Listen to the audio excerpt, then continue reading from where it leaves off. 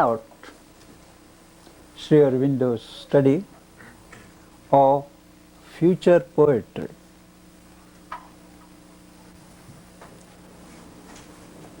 After analyzing the course of development of English poetry and also referring to poetry in French, he envisages that poetry is slowly moving into a stage where it will become the potent word. The potent word is called the mantra. Now, a mantra is not designed, constructed, or formed by the mental intelligence. Some truth which is to be expressed, that is first received, dwelt upon in the consciousness. Without effort, when one is ready, when one is gifted, the idea, the truth that clothes itself in the form of the idea, hovers around the person, gets into the consciousness, and the person broods over that in his being. When it has been fully assimilated, it finds its just expression. And when it is expressed, it becomes like a spring, communicating to the reader, to one who utters that, who reads it, the same experience that the poet has had before expressing it. So a mantra is both a means for the ascension of consciousness for the poet, as also for the communication of that consciousness to the world, to those who are ready in the world, to reach out that realization. Such there are a number of mantras that way. A mantra is not necessarily a one syllable or one word, but there can also be a series of words having a natural connection. And when these mantras are recited, uttered, they bring about a certain change in the consciousness of the reader. Ordinary poetry we enjoy, we admire for its elegance, portrayal of emotions. There it ends. It is a decoration, it is an ornament. But a mantra is something powerful, dynamic, that is capable of bringing about a revolution in the consciousness of the person who dwells upon it. And Sri Aurobindo, from the beginning, well, there are 50 years ago, has been emphasizing that English poetry is steadily moving towards that stage when it will acquire a mantric character. And he illustrates certain lines from even modern poets in England and in America, whose certain lines have that dynamism, that pristine quality of purity, unadulterated vibration of a new consciousness. And what exactly happens when you hear a mantra, the potent word, or you recite it? I can do no better than quote from a passage in this very book.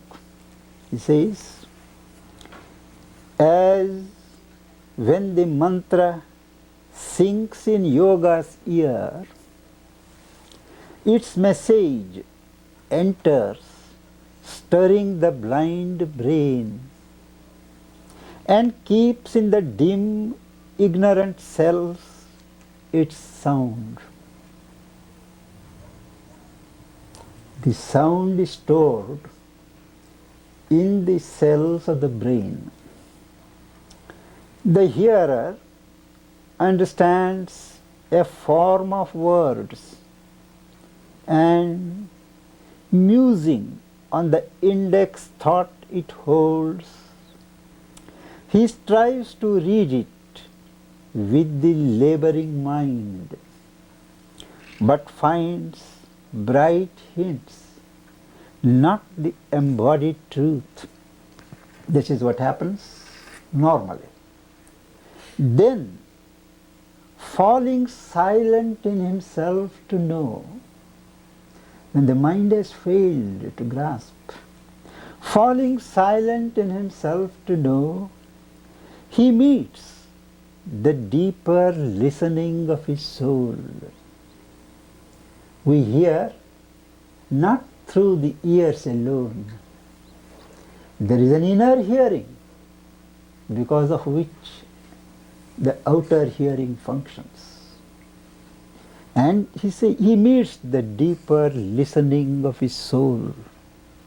The word repeats itself in rhythmic strains by itself.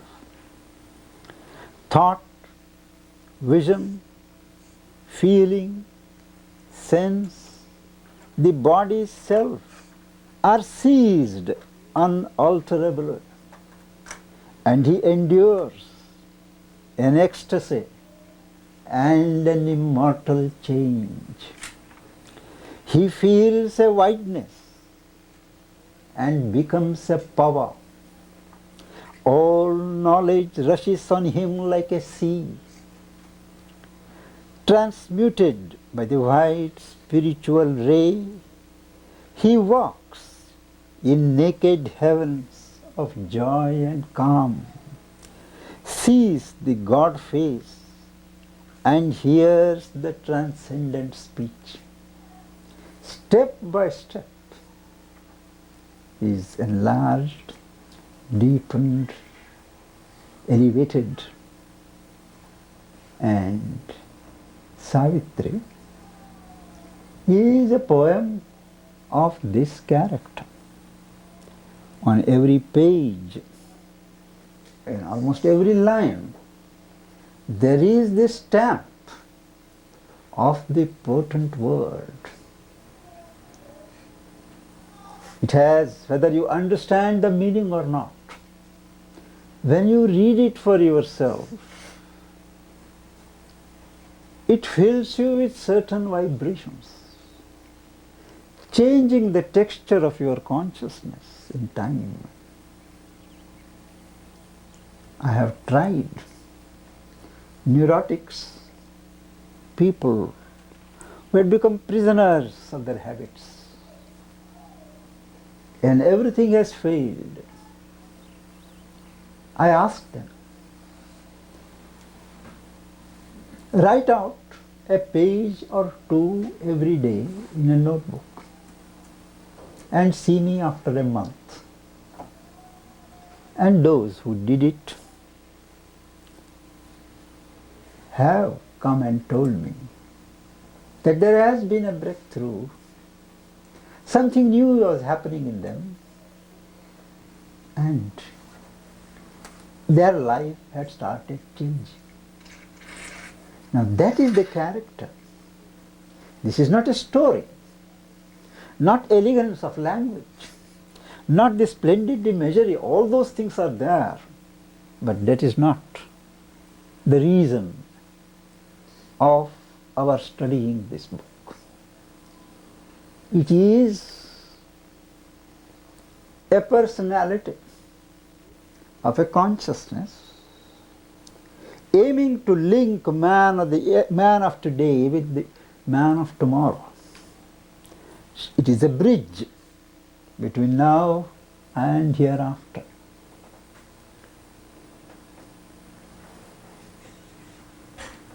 The mother once said that if you have a problem,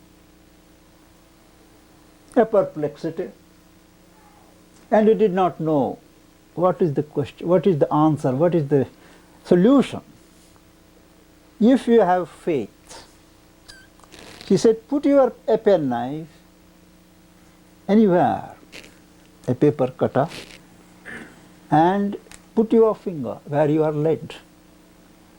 And most likely, if you are in that quiet receptivity, you will get the hint, the answer there on that passage. This too has been verified and found useful.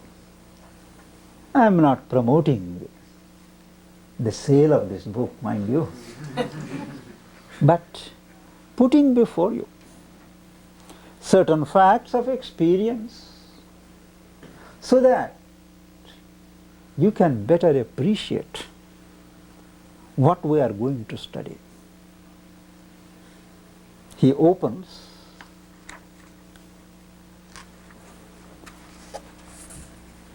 the symbol dawn. It was the hour before the gods awake. Across the path of the divine event, the huge foreboding mind of night, alone in her unlit temple of eternity, lay stretched, immobile, upon silence marge. This is how he opens the epic, describing the dawn of the day on which this action takes place, and also the dawn of creation, when earth was still revolving in the gulfs of darkness. And in answer to the call of a lost soul, the first streak of light descends on earth, and there is a movement of life. There is a double picture, the dawn of the day and the dawn of creation. That is the beginning. Now, Savitri is not a story written by him. It is based upon an old legend story occurring in Indian mythology. Like many of Shakespeare's plays, the plots are not original ones of the poet.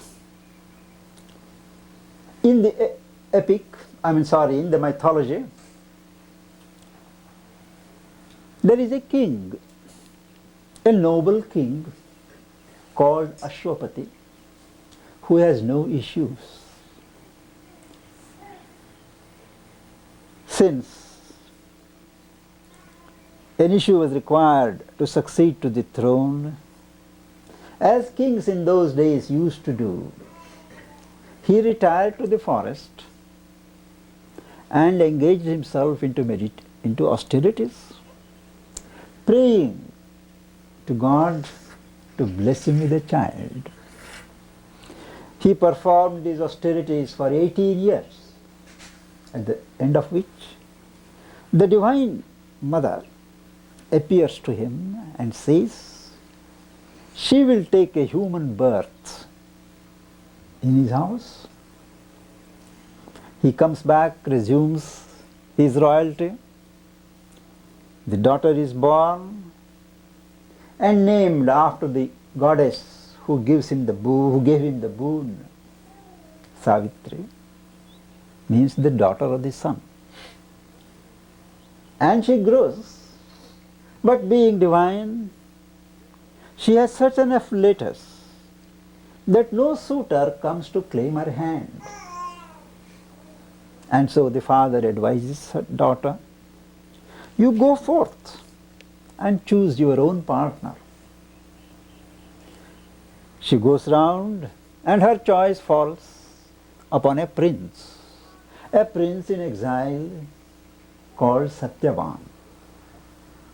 She comes back, reports to her father. But then there is a divine sage, Narada, present in the assembly. He tells, but this prince is going to die a year hence. So the father tells her, better why not change? She says, no, I have decided that I must have him. She had her way, she married, and on the appointed day, her husband dies. The god of death arrives in his black form, takes out the soul of Satyavan from his body and starts going. Savitri, who has during this period done her own penance, done her own austerities, follows the god. He asks her to turn back. She does not listen. Then they come to a place between the earth and the heaven. There is a river which no mortal can pass through. The god of death is sure, confident, that she will have to halt there. And the procession goes, but she also is able to follow them and cross the river by the dint of her spiritual purity. The god is impressed. He talks to her and then he yields and gives back her husband, and she brings him back. Now this story is related in the mythology as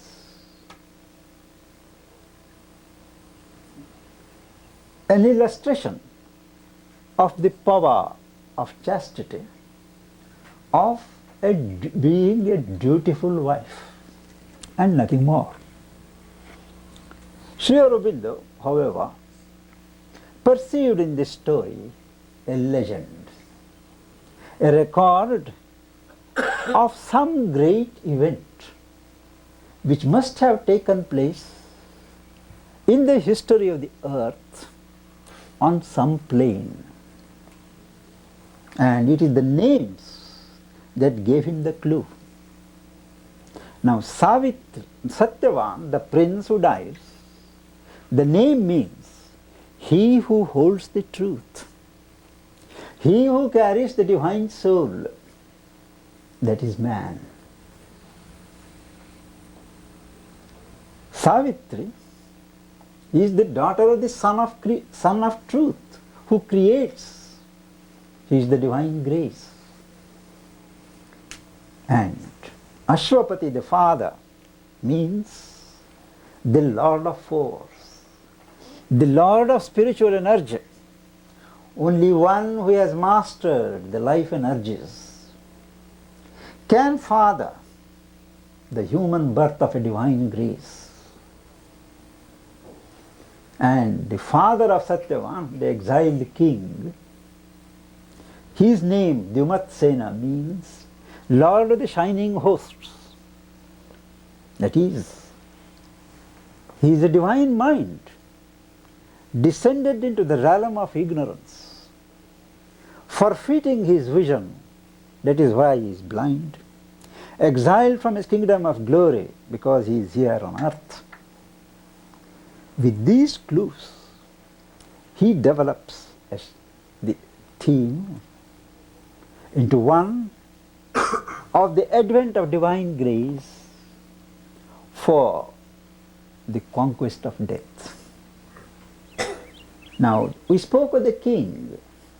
The king in Sri Aurobindo's epic, Ashwapati, he is a unique man, not just a king, but one whom he describes as a protagonist in that mysterious play where the unknown pursues himself through forms.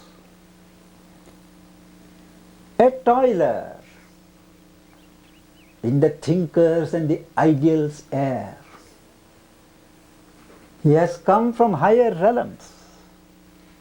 He is a colonist from immortality, colonizing this little green plot of ours. He is always aware of greater realms of consciousness, and apart from his kingly duties, he is always engaged in developing his consciousness, in manifesting new truths. And he has periods when his little being expands itself, identifies itself with others. The mind enlarges, the heart extends its range of emotions. And with this growth of consciousness, deliberately, there is also a visit, a descent upon him of higher consciousness. As he expands, the walls of ego, the walls of division break down, and the island ego joins its continent. His life becomes one with super life.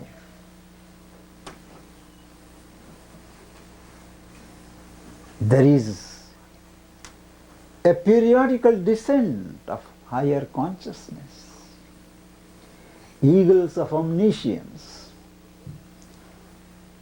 torrents of omnipotence come over him, and he has a vision in which he can see things which are not yet on earth.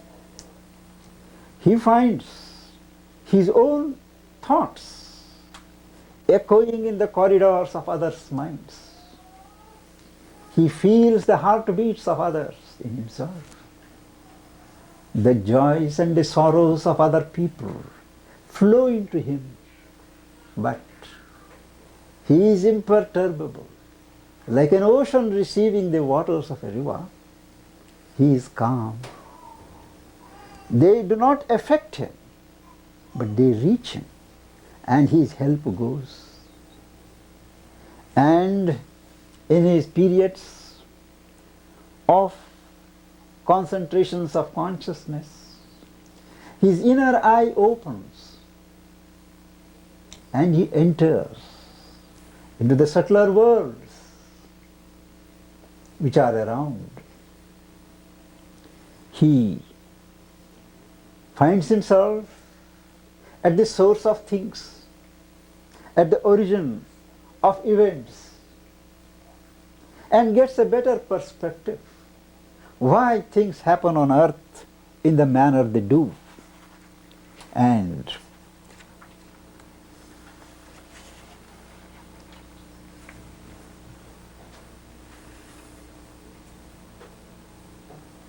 he enters into regions in his meditations, trance periods, and he finds the kings of evil and the kings of good, appellants at the reason's judgment seat, proclaimed the gospel of their opposites, and all believed themselves spokesmen of God.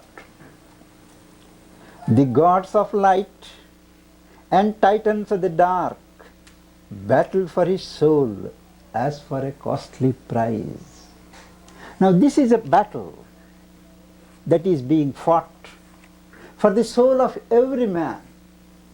The moment the person decides to move away from this kingdom of ignorance and enter into the realm of light of God, there is a struggle on the subtler plane.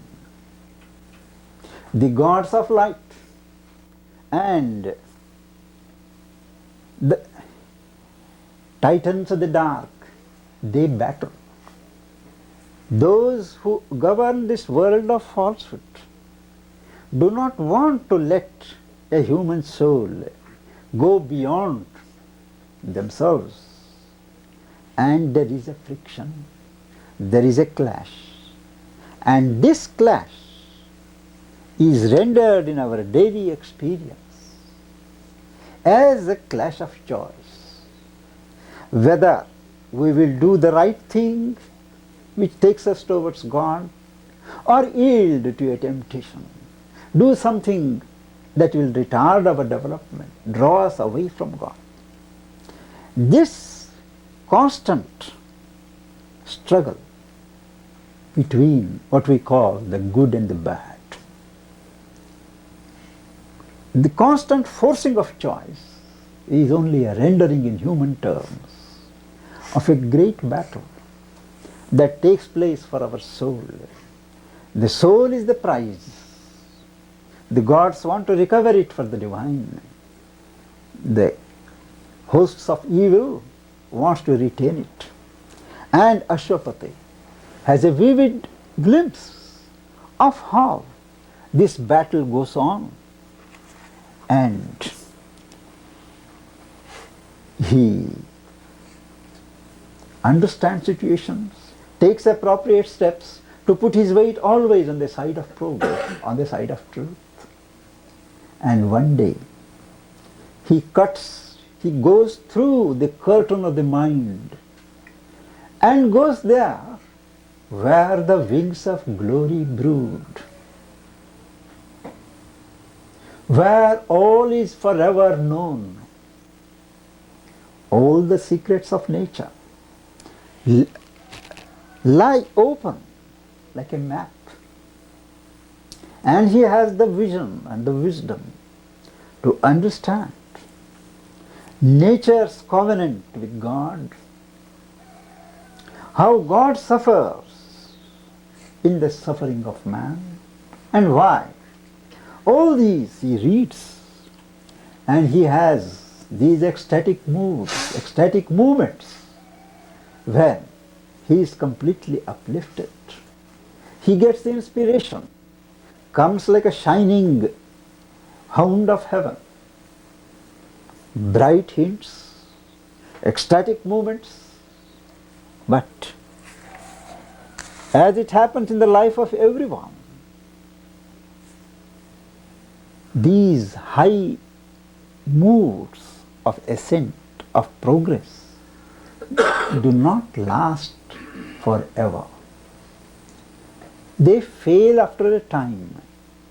We have what we call dry periods. And why? He explains here. The restless nether members tire of peace. We have restless members in us which get tired of this monotonous peace. A nostalgia of old little works and joys, a need to call back small familiar selves, to tread the accustomed and inferior way, the need to rest in a natural poise of fall. As a child who learns to walk can walk not long, replace the Titan will forever to climb. On the heart's altar, dim the sacred fire. An old pull of subconscious chords renews. It draws the unwilling spirit from the heights, or a dull gravitation drags us down to the blind driven inertia of our base. This is an explanation why periods of progress are followed by periods of stagnation. The entire system cannot support the forward movement for long. There are parts in us which do not share in that intensity of aspiration. They pull you down to their own old accustomed movements. But this too the supreme diplomat can use. He makes our fall a means for greater rise. That is, God utilizes even these dry patches. He works behind the veil. And after his work is complete, at that period, you have a more intense aspiration. And you leap further than you would normally have. That is why he says, he makes our fall a means for greater rise. In this way, he, the king, Ashwapati, apart he lived in his mind's solitude, a demigod shaping the lives of men. One soul's ambition lifted up the race.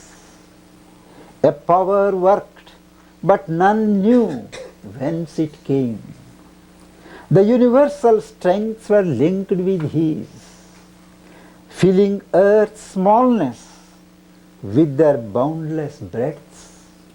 He drew the energies that transmute an age. This is how great builders of civilization, creators of history, those who initiate new ages, they work. They work without the world knowing that they are working for them. And they do not proclaim themselves because publicity interferes with their work. They prefer to work in silence, in solitude. And all this knowledge that he had was not final. On a height he stood that looked towards greater heights. All our knowledge is relative. Each knowledge points to a greater knowledge. He says, our early approaches to the infinite are sunrise splendors on a marvelous verge, while lingers yet unseen the glorious sun. The splendors of dawn only point to the glorious sun which has not yet arisen.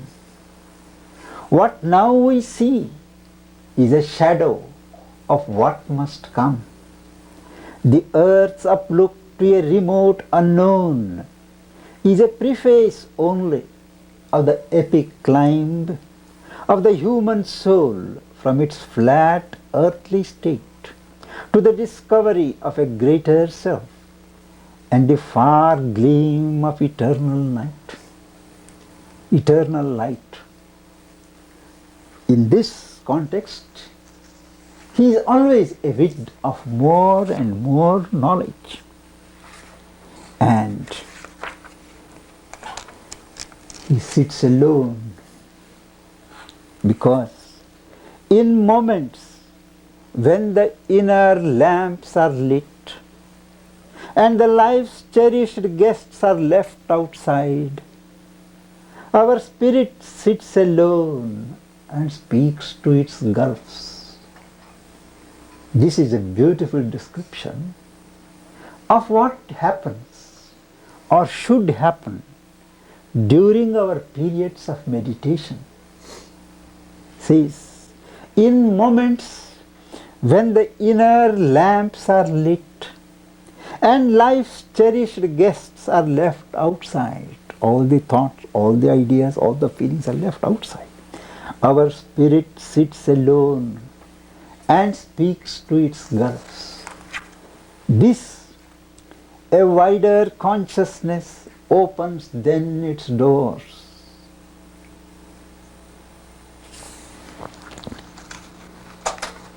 And as he extends himself, he sees that there is much else above, around. He has seen the universe around, but he also glimpses that there are realms and dominions above. And he cuts off the cord of the physical holding him to the earth, and he soars in spirit above to the worlds that are above. And there, when he is traveling to the other worlds,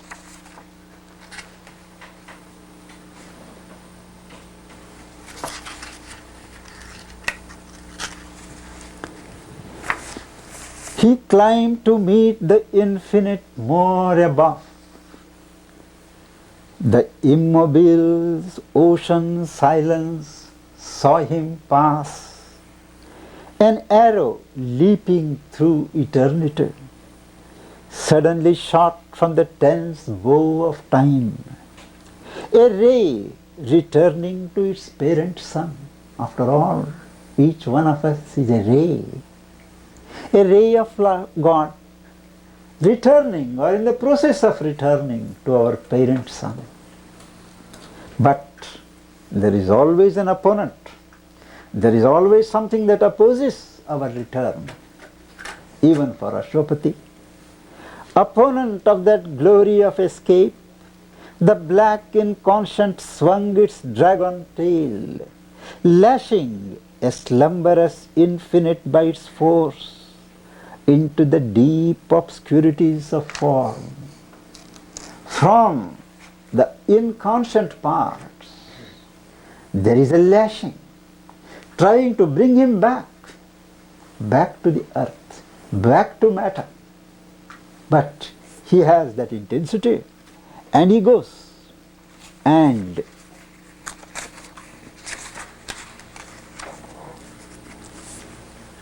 across the unfolding of the seas of self appeared the deathless countries of the One. Sunbelts of knowledge, moonbelts of delight, beyond, stretched out in an ecstasy of wideness, beyond our indigent corporeal range, our narrow physical range. There he could enter, there a while abide, a voyager upon uncharted routes, fronting the viewless danger of the unknown, adventuring across enormous realms, he broke into another space and time. Space and time, each plane of being, each plane of existence has its own space, has its own time. If there are 7 planes of existence, there are as many times, as many planes. Our earthly time and earthly space is relevant only to the earth. Just as in dreams, there is another time and another space. You sleep, you dream, you feel as if long time has elapsed, 1 year has elapsed, and you have gone and you have flown, you have traveled, so many things you do. You wake up and see only it is 5 minutes and you are there in the physical place. But on the dream level, you have worked and moved in another dimension of time, another dimension of space. So thus Ashwapati, the king, goes into another space and time. And what does he see? He sees there a whole world pile. Once he goes across the earth zone, he sees a world pile erect like the chariot, erect like a mountain, chariot to the gods, motionless under an inscrutable sky, as if from matter's plinth, as if matter is the plinth, and viewless base to a top as viewless, a carved sea of worlds, climbing to the supreme. And he is interested. He wants to discover, he wants to find out what these worlds contain. What is the texture, what is the life in these worlds? And he enters into a realm where there is perfect beauty, perfect harmony, a world of ideals. Every movement that man has thought of, everything that man has wanted to do, it is there achieved. In fact, that is the world of prototypes. That is, anything that is to be worked out on earth is first formed by the gods of the cosmos on this subtle plane. That is the world of the subtle physical. Immediately beyond the physical world, there is a subtle physical world. That is where he sees perfect beauty, symmetry, right patterns, a world of harmonies. And everything that takes place is there in its perfect form. But he finds, after scrutinizing everything, that it is like a perfect picture in a perfect frame.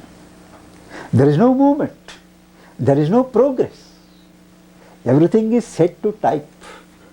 And a perfect picture in a perfect frame, this fairy artistry could not keep his will.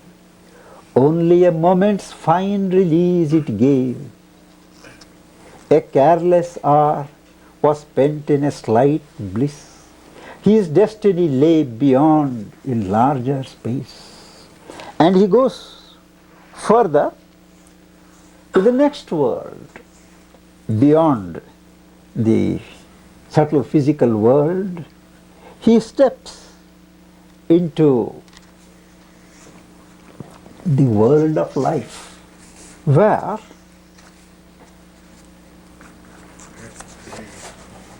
there is only a life force. Now, we must understand clearly, each plane of existence has its own law and principle. Here on this physical, in this physical world, it is a law of matter that prevails. That is the basic principle. In the life world, the life force is the basic thing. Everything else is subordinate to it. Life is supreme. Similarly, in the mental world, the mind is supreme. Ideas, thoughts, concepts, they move with great abandon and speed. There is not this physical obstruction to slow them. That is a world. So each world has a truth principle on which it is based. So this king now enters into the life world. Now this life world also has several grades, has several levels. The lowest level, when he enters into the world of life, he finds all these little beings and elementals, gnomes, dwarfs, genii, all these are busy there playing about, causing all the confusion and things on earth and enjoying them. Most of our accidents, confused movements take place because they are impelled from above by these what are called elemental spirits who precipitate those things and enjoy themselves. So when Ashwapati enters into this realm, he sees a strange pell-mell of magic artisans was seen molding the plastic clay of life, an elfin brood, an elemental kind, astonished by the unaccustomed glow, because when this king goes, he carries a certain light with him. They are not used to light. They function in a semi-darkness. Imps with dry limbs and carved beast visages, sprite prompters, goblin visioned or fairy small, and genii fairer but unsouled and poor, and fallen beings their heavenly portion lost, and errant divinities trapped in time's dust, ignorant and dangerous wills but armed with power, half animal, half god their mood, their shape. They are the denizens of the lower life world, causing in moving man here to fulfill their intentions. And how do they get entry into this human world?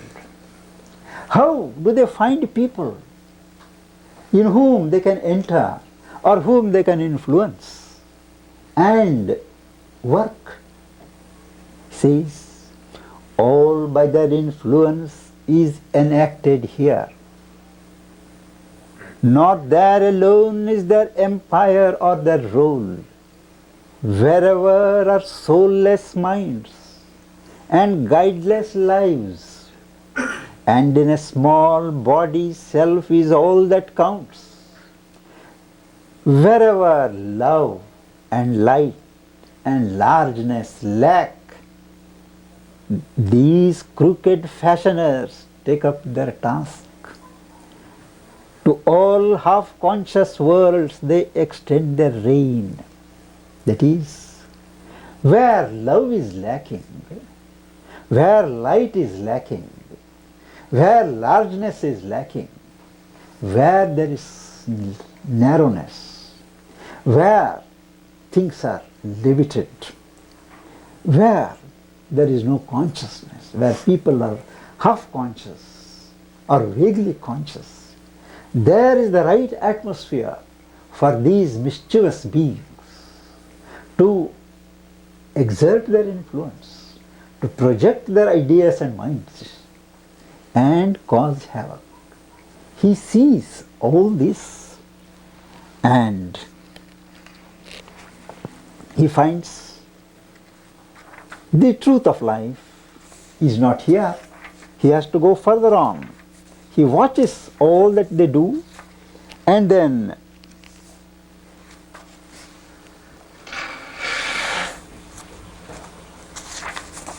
it is a world of chaos, not a world of patterns as the earlier world was. Adventuring once more in the natal mist, across the dangerous haze, he through the astral chaos shore a way, mid the grey faces of its demon gods. They are demon gods, not real gods. And he goes into the larger realms of life, where life is not that constricted, where the denizens of the world are not these small beings, but large beings. There is a larger life world where originate all the impulsions of heroic, courageous, noble movements on earth, where also mighty deeds, mighty ambitions are originated. They are the life beings, the life gods, who are responsible for great movements of construction as also great movements of destruction. And it is there that he enters. This realm inspires us with our vaster hopes. Its forces have made landings on our globe. Its signs have stamped their patterns on our lives. It lends a sovereign movement to our fate. Its errant waves motive our lives' high surge.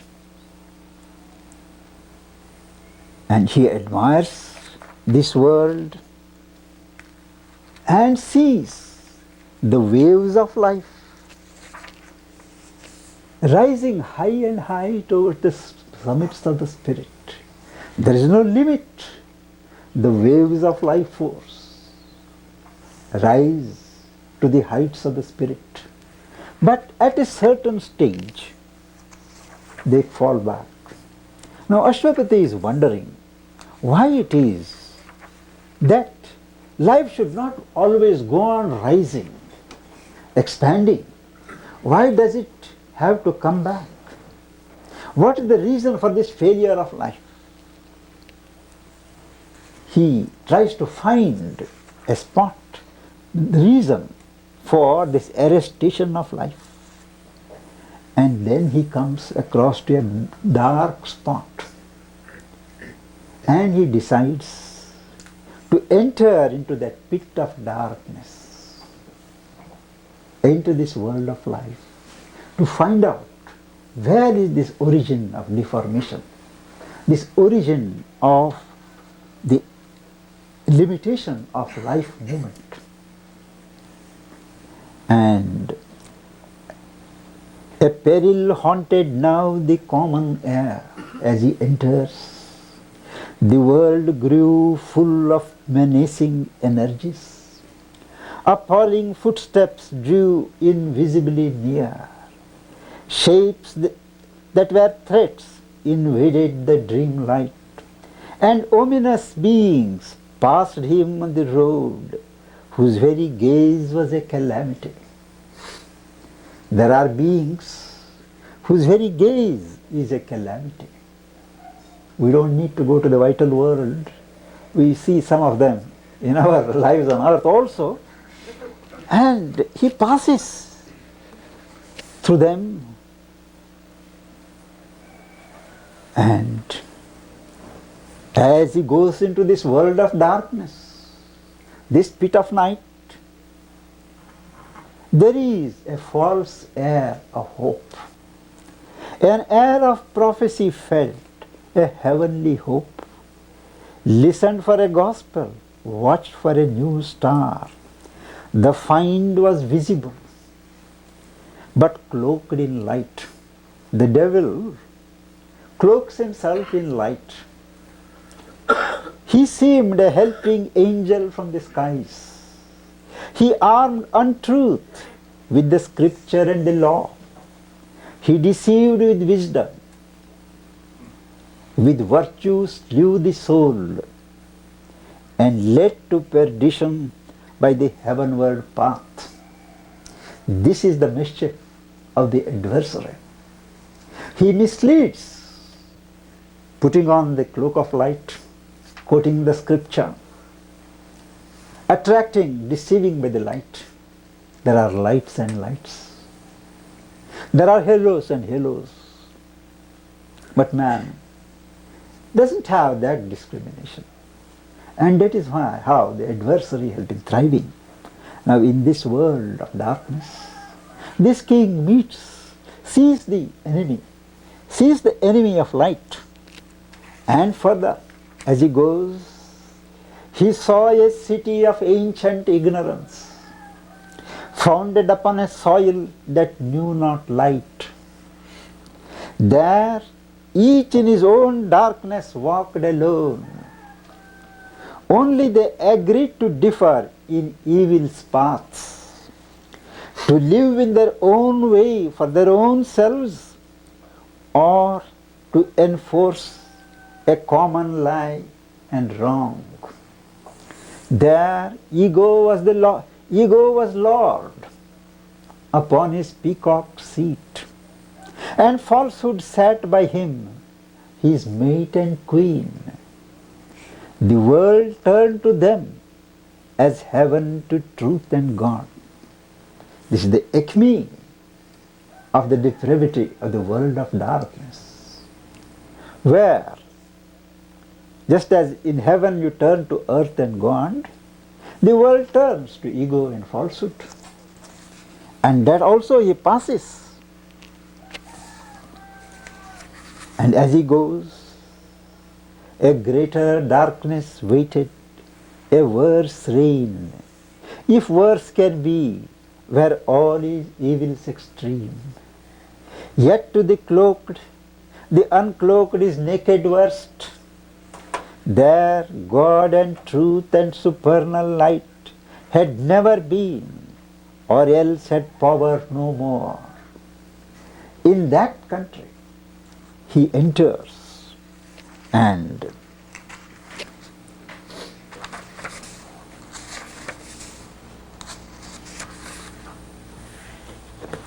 all vanished suddenly, like a thought expunged. His spirit became an empty listening gulf, void of the dead illusion of a world.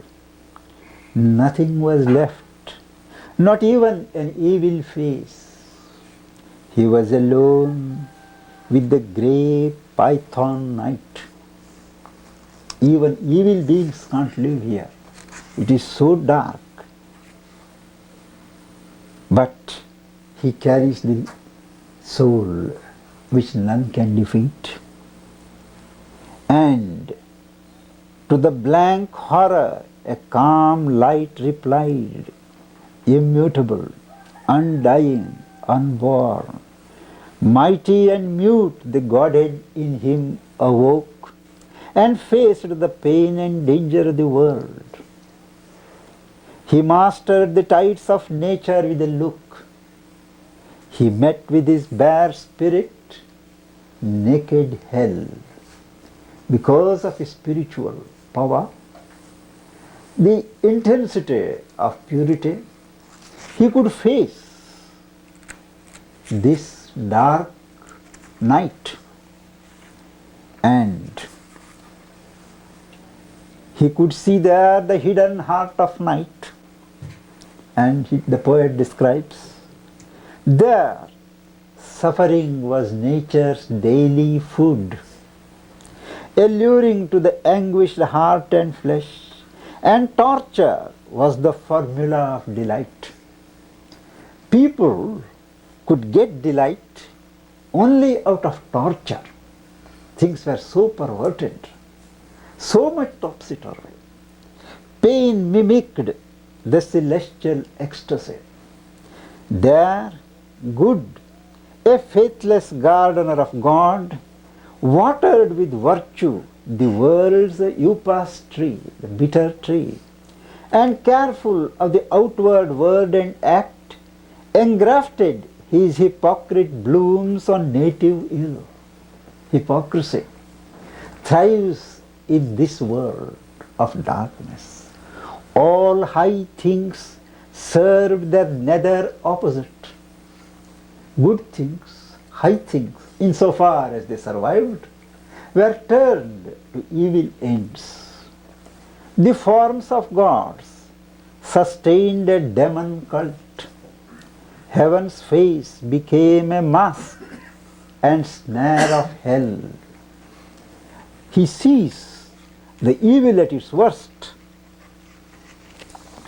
and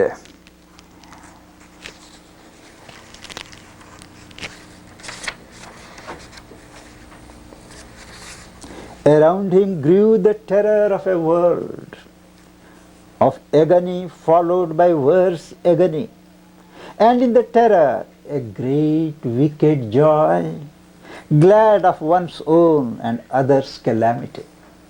Everybody was glad, not only of others' calamities, but of one's own calamity also. That was the perversion of falsehood.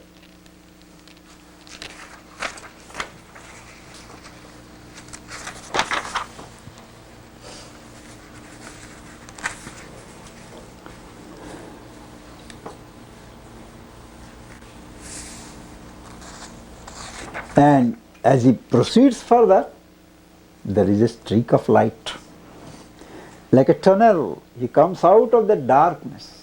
He has seen the origin of evil. He has seen the acme of blindness and darkness. And as he comes out, he sees the paradise of life gods, the shining Edens, where there is joy. The shining Edens of the vital gods received him in their deathless harmonies. All things were perfect there, that flower in time. Beauty was their creation's native mold. Peace was a thrilled, voluptuous purity. That was peace. He comes to this world and experiences the bliss of pure life energy, a giant drop of the bliss unknowable overwhelmed his limbs, and round his soul became a fiery ocean of felicity. He foundered, drowned in sweet and burning vasts, the dire delight that could shatter mortal flesh. There is a bliss that the mortal flesh cannot bear. The mortal body has to be trained, purified, subjected to certain intensification of consciousness before it can receive and hold the delight of God. That is why they say an